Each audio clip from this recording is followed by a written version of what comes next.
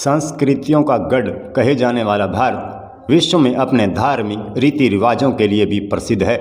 अलग अलग धर्म वाले इस देश में अनेक धार्मिक स्थल मौजूद हैं, जिनमें से कुछ अपने रहस्यों के लिए भी जाने जाते हैं। दुनिया में आस्था का केंद्र माने जाने वाले भारत के राज्य केरल में एक ऐसा ही मंदिर है जिसमें एक विचित्र रहस्य जुड़ा हुआ है। भगवान श्री कृष्ण को समर्पित इस मंदिर में भगवान की मूर्ति भूख में व्याकुल रहती है। अगर उन्हें प्रसाद का भोग न लगाया जाए तो ऐसा माना जाता है कि वह दुबली पड़ने लगती है। इस मंदिर को दिन में सिर्फ 2 मिनट के लिए बंद किया जाता है। कहते हैं कि भगवान कृष्ण की मूर्ति सिर्फ 2 मिनट के लिए सोती है। पुजारी को मंदिर की चाबी के साथ साथ कुल्हाड़ी भी दी जाती है। इसकी वजह, अगर चाबी से कपाट का ताला न खुले तो उसे तोड़ देने की अनुमति उसके पास होती है। इस मंदिर के रिवाजों को ध्यान में रखते हुए इसे ग्रहण में भी बंद नहीं किया जाता है। ग्रहण में देवता कष्ट में होते हैं, लेकिन भगवान कृष्ण की मूर्ति को ध्यान में रखते हुए यहाँ मंदिर के कपाट खुले रहते हैं और उन्हें समय समय पर प्रसाद चढ़ाया जाता है। मान्यता है कि यहाँ प्रसाद ग्रहण करने वाला व्यक्ति कभी भूखा नहीं रहता। श्री कृष्ण का ये मंदिर केरल के कोट्टयम जिले के इलाके थिरुवरप्पू में मौजूद है। इसे यहाँ एक चमत्कारी मंदिर माना जाता है, क्योंकि यहाँ स्थापित भगवान कृष्ण की मूर्ति को भूख जरा भी बर्दाश्त नहीं है। करीब 1500 साल पुराने इस मंदिर में भगवान कृष्ण को 10 बार भोग लगाया जाता है। कहा जाता है कि प्लेट में रखा हुआ प्रसाद धीरे धीरे कम होने लगता है। एक बार यह मंदिर अन्य मंदिरों की तरह ग्रहण काल में बंद हुआ था। इसके बाद जब मंदिर खोला गया तो सभी हैरान हो गए, क्योंकि कृष्ण भगवान भूख के कारण पतले हो गए थे और उनके कमर की पट्टी भी नीचे तक खिसक गई थी। उस वक्त आदि शंकराचार्य जी मंदिर में उपस्थित थे।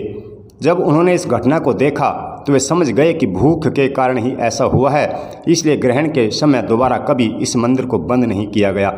एक और हैरान कर देने वाली बात यह है कि भगवान कृष्ण की इस प्रतिमा का जब अभिषेक किया जाता है तो उनका शरीर सूख जाता है, क्योंकि अभिषेक करने में देर लगती है और उन्हें भोग नहीं लग पाता।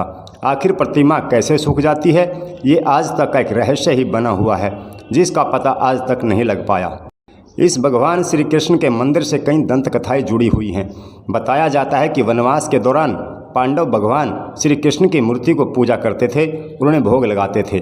पांडवों ने वनवास समाप्त होने के बाद थिरुवरप्पू में ही इस भगवान श्री कृष्ण की मूर्ति को छोड़कर चले गए थे, क्योंकि यहाँ के मछुआरों ने मूर्ति को यहीं छोड़ने का अनुरोध किया था।